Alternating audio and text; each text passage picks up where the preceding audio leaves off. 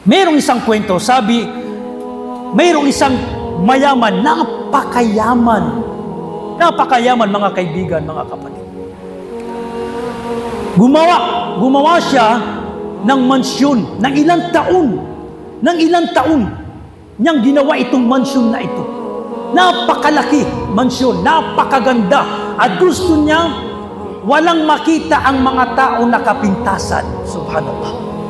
Pagkaraan ng ilang taon na may tayo niya itong mansyon, inipon niya yung mga tao at tumayo siya sa taas ng mansyon na ito at isinigaw niya, "O mga tao, anong masasabi niyo sa aking mansyon?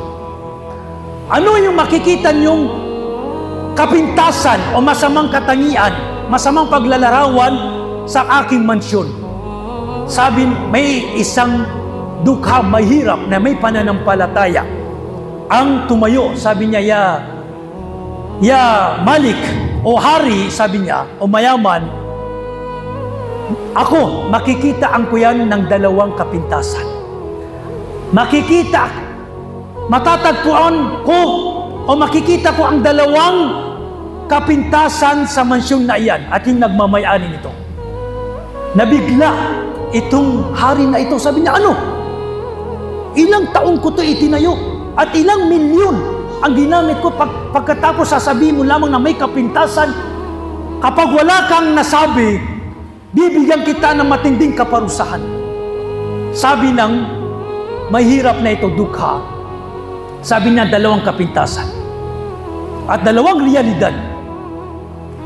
Una, ikaw ay mamamatay at lilisanin mo, iwan mo yung mansyon. At pangalawa, darating ang araw na magigiba, masisira yung mansyon mo na yan. Yan ang dalawang realidad, kapintasan na aking nakita. Ibig sabihin, kahit gaano ka pa kayaman, kahit gaano ka pa nagmamataas, kahit ikaw na ang maging hari sa lahat ng hari, sa'yo na ang kayamanan, meron kang mga mansyon, meron kang mga kotse, ano pa mang mga karangyaan, darating ang oras na ikaw ay mamamatay at maglalaho itong mga kayamanan na iyong tinatamasa. Subhanallah. Napatahimik itong hari na ito. Ganyan ang buhay, mga kaibigan, mga kapatid.